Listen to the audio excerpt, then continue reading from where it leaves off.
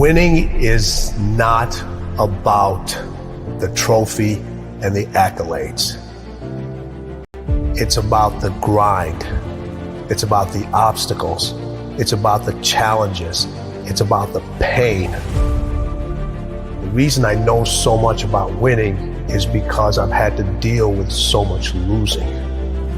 Everybody wants to win, but in order to know how to win, you got to know how to lose, because you're going to lose more than you're going to win. But what do you gain from it? You've trained some of the greatest of the greats, Michael Jordan, Kobe Bryant, Charles Barkley, Dwayne Wade.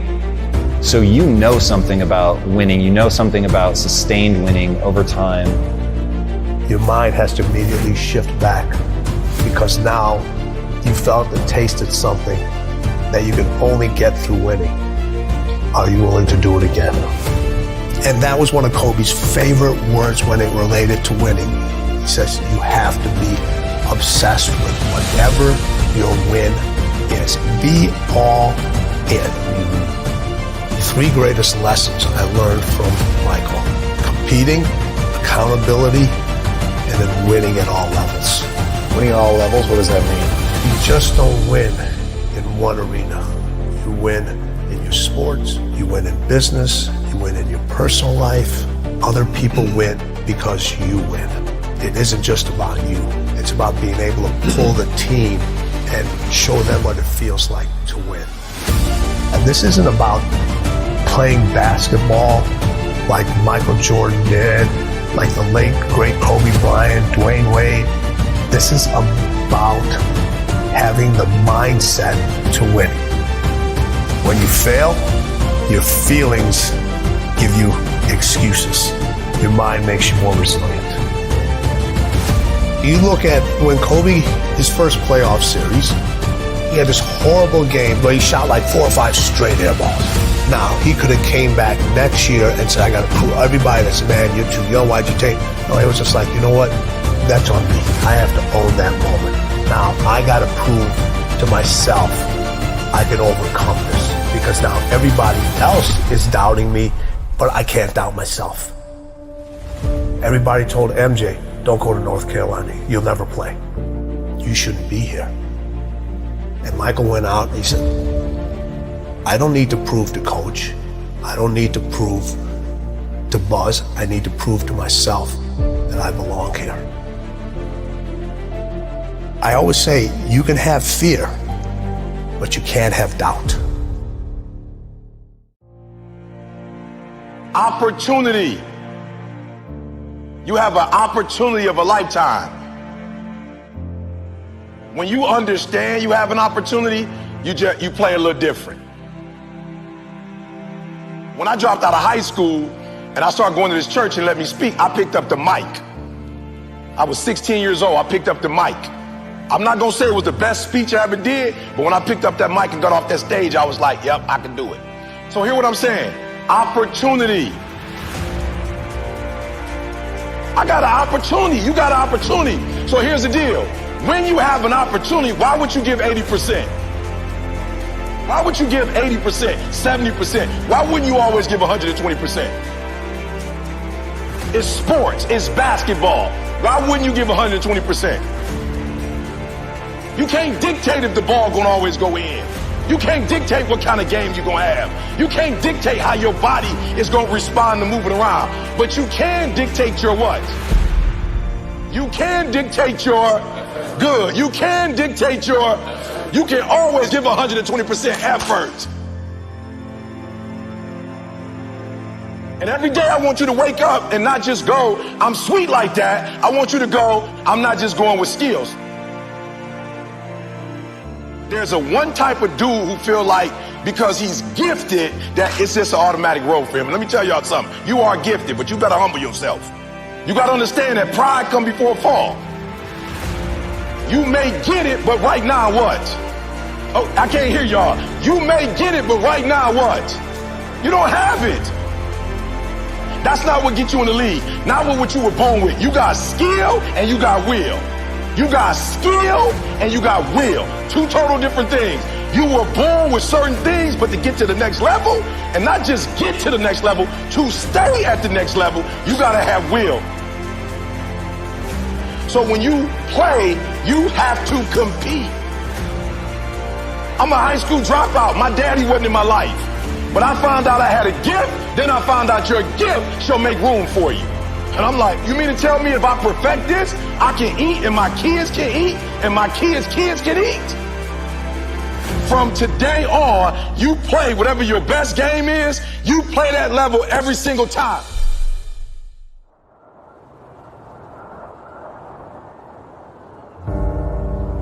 I know it's cold, but are you courageous enough to step into uncharted territory, beating on your crab day and night?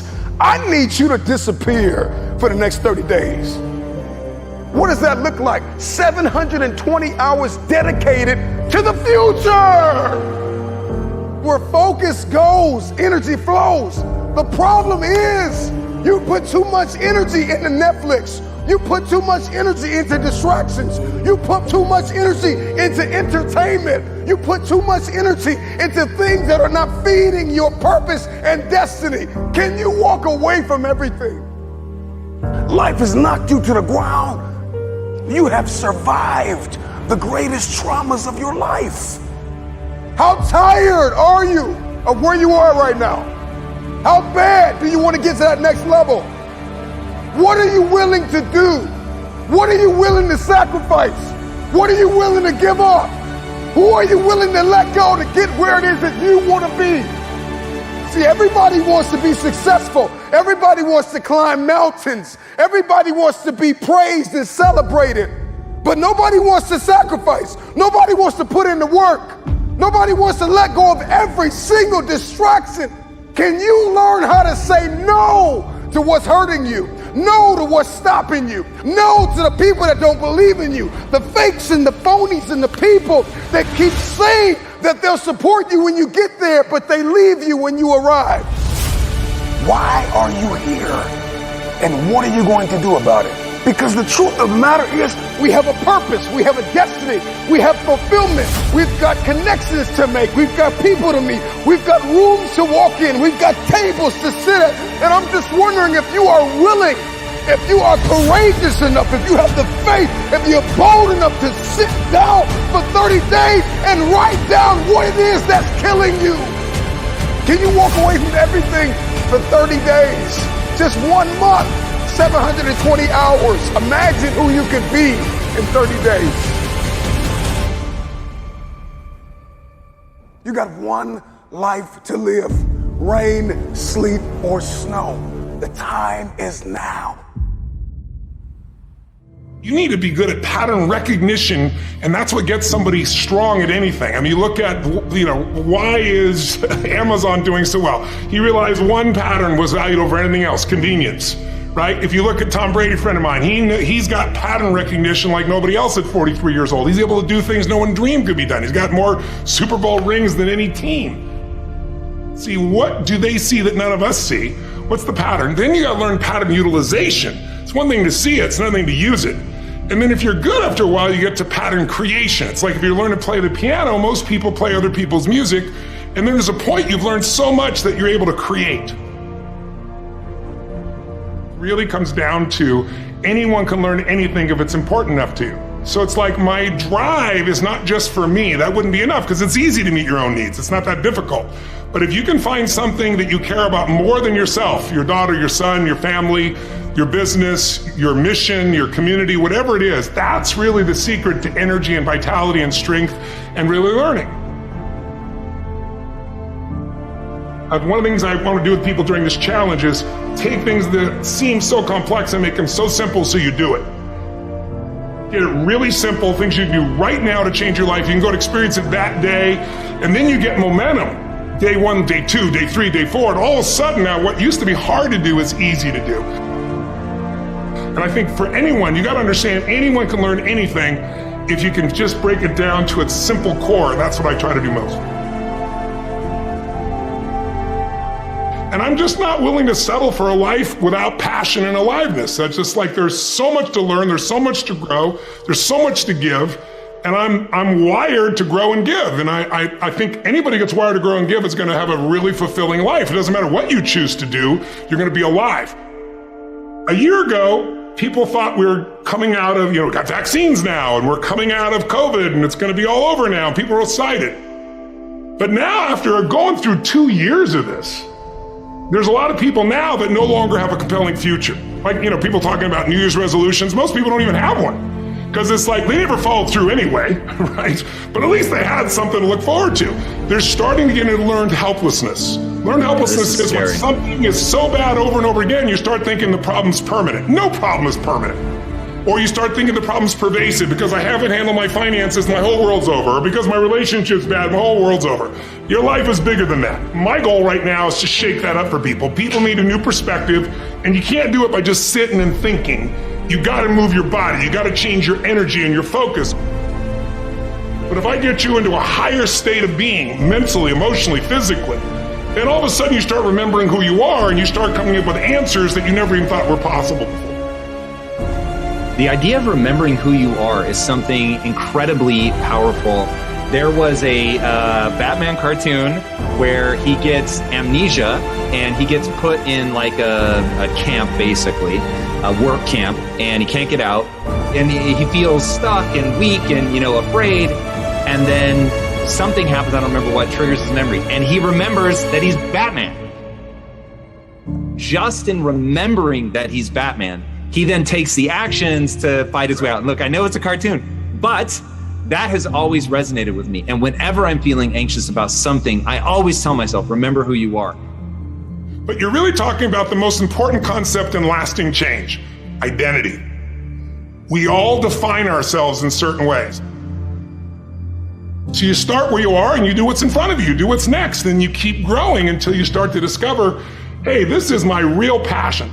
And it can change. People go for 5, 6, 7 years and then they usually question their business, their career, their body, their relationships. And then one of two things happens. They change direction and feel renewed, or they go, no, I got a great deal here. What the hell's wrong with me? And they recommit and they get stronger.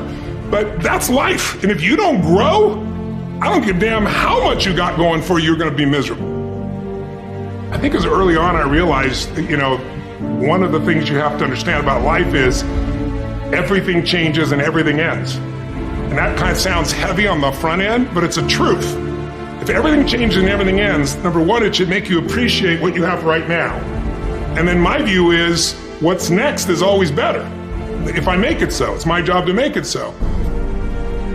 And I think that's how we have to navigate. But most of us have been conditioned not to take a risk. People ask me all the time, what does it take to be happy? And I always tell them it's really simple. One word, progress. I got 3 words for you. Shut it down. Log out of the social media. Get off the internet. Unplug and evaluate where you are and where you're supposed to be. And I know you're broken, and I know you're tired, and I know you're weary, and I know you're confused, and I know that you've got questions, and I know you're fractured, and I know you're bleeding in places nobody can see. But if you shut it down, you can heal. You're standing at the precipice, the edge of the greatest move in your life, and the time is now like never before to take a leap of faith. It takes faith to jump off of the edge. It takes faith to step into your purpose. It takes faith to step into your destiny. It takes faith to pull away from everything that is familiar, to step into uncharted territory, to become the person you were born to be. It takes faith. Can you disappear for 30 days? The first person that needs to be influenced in your life is you. It's you. You can't lead anybody. You can't go anywhere unless you have awakened yourself on the inside to follow a specific plan. Write it out. I need you to disappear. Life has knocked you to the ground. There are people that have tried to bury you alive, and you survived. Are you bold enough? Are you radical enough in your hunger and your thirst to go after what it is that you believe is yours? Are you crazy enough? Are you courageous enough to disappear for 30 days, come back and shock the world? Can you suffer now that you live the rest of your life a champion?